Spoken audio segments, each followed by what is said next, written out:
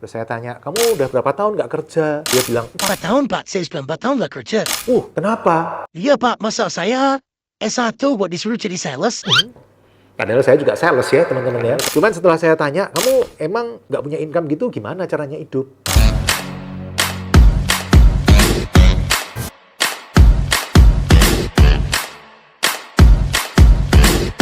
Halo teman-teman, kita ketemu lagi di channel Pipo. Hari ini kita ngobrolin tentang kecerdasan. Nah, kecerdasan berinvestasi.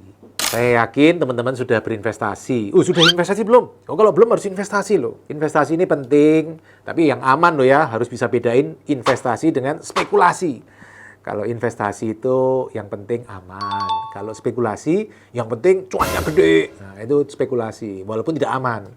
Ya, jadi yang paling penting kita invest. Nah, saya selama ini ngamatin teman-teman, selama saya bekerja di perusahaan keuangan, selama saya investasi properti, selama saya mengajar tentang investasi properti, saya ngamatin orang itu punya cara investasi beda-beda. Dan saya lihat levelnya juga beda-beda. Oke, kita mulai ya level 0. Ya, level 0 ini tidak berinvestasi dan tidak investasinya kenapa? Karena memang tidak punya income, teman-teman. Kita mulai dari 0 dulu ya. Mulai dari 0 situ ya, garis 0. Tentu nanti ada yang minus. Siapa yang minus? Sekarang kita mulai dari 0 yang tidak investasi karena tidak punya income. Nah, kalau seperti ini ya kuncinya saran saya sebaiknya punya income dulu. Itu langkah pertama. Kayaknya susah untuk berinvestasi kalau tidak punya income. Kalau dibilang bisa, bisa teman-teman. Tapi itu butuh pengetahuan investasi yang tinggi sekali. Kalau umumnya, menurut saya lebih baik nomor 1, fokusin cari income dulu. Ya, dan kalau berdasar pengalaman saya, cari income teman-teman jangan milih-milih. Ya, apalagi yang belum punya income. Karena pernah juga teman-teman saya ketemu orang ya, waktu itu saya interview gitu ya. Saya tanya, ini interviewnya untuk messenger, untuk kurir. Terus saya tanya, kamu udah berapa tahun nggak kerja? Dia bilang, 4 tahun Pak, saya sudah 4 tahun nggak kerja. Kenapa? Iya Pak, masa saya S1 buat disuruh jadi sales? Padahal saya juga sales ya teman-teman ya. Menurut saya tidak perlu milih-milih ya. Kalau menurut saya, tapi ya nggak apa-apa. Kalau dia memilih tidak bekerja ya nggak apa-apa juga ya. Kan bukan urusan saya. Cuman setelah saya tanya, kamu emang nggak punya income gitu, gimana caranya hidup? Ternyata dia punya anak loh, sudah punya anak loh. Cowok sudah punya anak. Terus saya tanya, loh terus hidupnya dari mana? Saya di rumah ada orang tua Pak. Jadi orang tua yang membiayai. Ya pantas teman-teman, selama ada yang membiayai ya orang tidak akan bergerak keluar dari zona nyaman. Emang yang paling penting kita harus bisa bergerak keluar dari zona nyaman ya.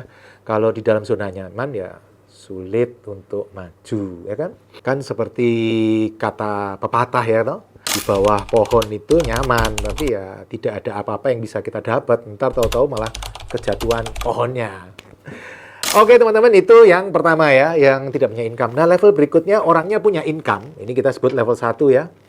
Orangnya punya income, sudah kerja, tapi nggak bisa investasi. Nah biasa penyebabnya apa? Ya penyebabnya uangnya berapapun habis. Saya nggak ngomong cuma karyawan loh ya. Saya ngomong termasuk pengusaha, termasuk profesional, artis, dokter, apapun lah itu, profesional, atlet ya. Sama semuanya, kan sama punya income semua. Tapi nggak bisa invest, nggak bisa nabung. Sebagian besar orang seperti ini teman-teman. Mungkin pikirnya, nanti aja investasinya, nanti aja nabungnya kalau sudah tua. Sekarang seneng-seneng masih muda, YOLO ya kan katanya YOLO. Bahkan ada orang yang saya lihat punya income miliaran teman-teman. Artis, atlet gitu ya, sekali tanding miliaran. Tapi tidak pernah berinvestasi, nabung, akhirnya waktu hari tua habis. Nah itu bahaya. Saran saya teman-teman, menabung itu mesti di depan. Kalau ngomong, nah ya ini pakai dulu uangnya, nanti sisanya baru ditabung. Sampai kiamat nggak nabung-nabung teman-teman. Nabung itu di depan, makanya kan ada program BPJS Tenaga Kerja. Itu kan begitu dapat income, langsung dipotong, ditabung ya untuk hari tua. Juga teman-teman bisa pakai cara-cara lain. Misalnya teman-teman sisihkan berapapun income-nya, kemudian langsung diinvestasikan atau ditabung ya. Jadi level yang pertama ini punya income tapi tidak bisa nabung teman-teman. Solusinya paksa supaya nabung.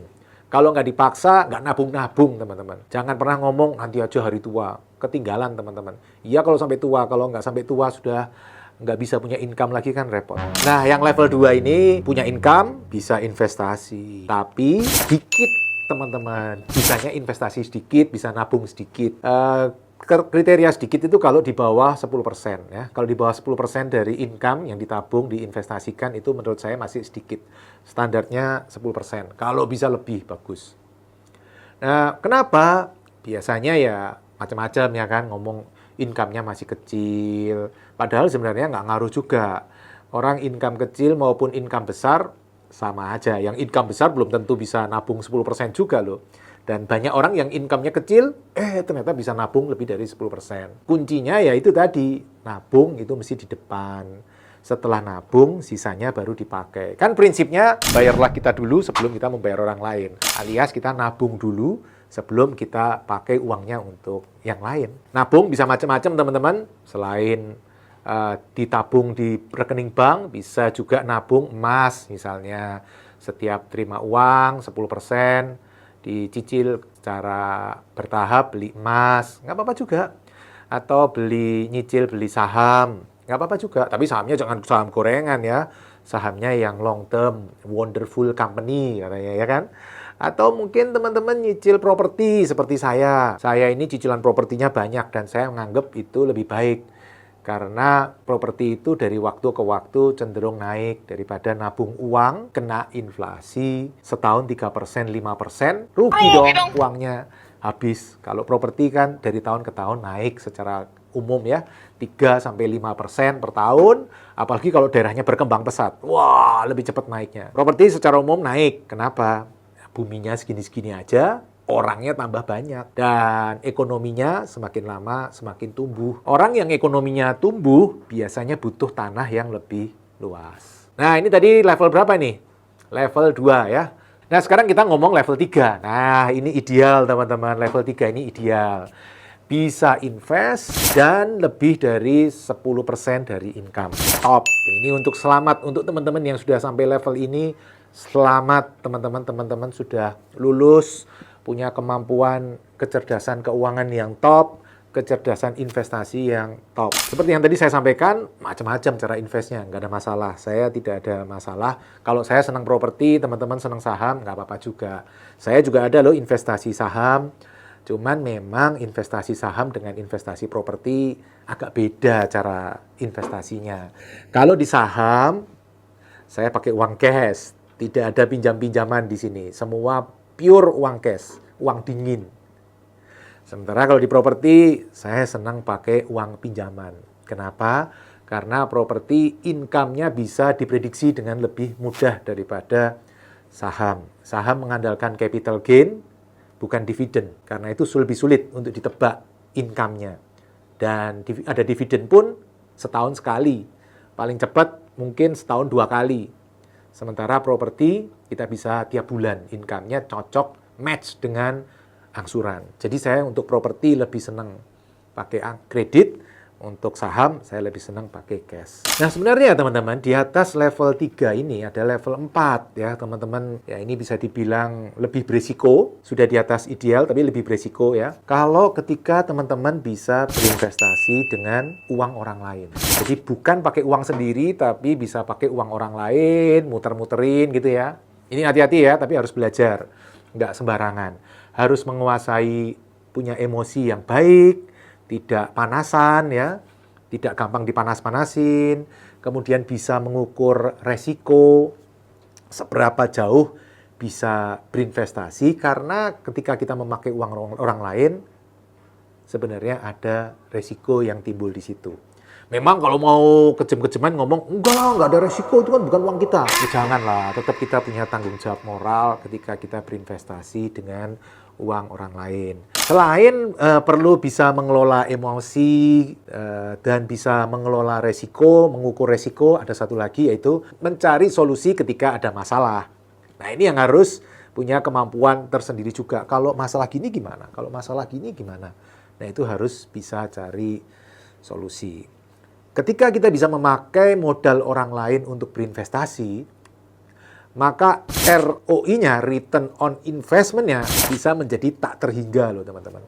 Contoh ya, contoh ketika kita punya modal 100 juta, kita beli properti, untung 10% per tahun, maka ROI-nya 10%. Tapi kalau kita bisa pakai modal orang lain, ROI-nya misal 10%, padahal kita modalnya 0, ya oke lah dibagi hasil lah 50-50 lah, kita dapat 5% aja dari 100 juta. Tapi karena modal kita 0, maka ROI-nya menjadi berapa? Tak terhingga atau tidak terdefinisi. Makanya itu kita sebut sebagai top of the top-nya ya, paling top dari kecerdasan berinvestasi. Tapi hati-hati, tetap ada resiko. Bahkan teman-teman, dengan cara ini sebenarnya kita bisa menerapkan apa yang kita sebut membuat uang orang lain bekerja untuk kita. Prinsipnya sebenarnya sederhana sekali teman-teman. Orang lain investasi di kita, bisa langsung ya, bisa juga melalui bank, misalnya kita pinjam dari bank, orangnya nabung di bank, terus kita pinjam bank, orangnya nabung 4%, dapat 4%, misalnya dapat bunga 4%, kita pinjam bank misalnya 9%, kita bisa berinvestasi 18% gitu ya.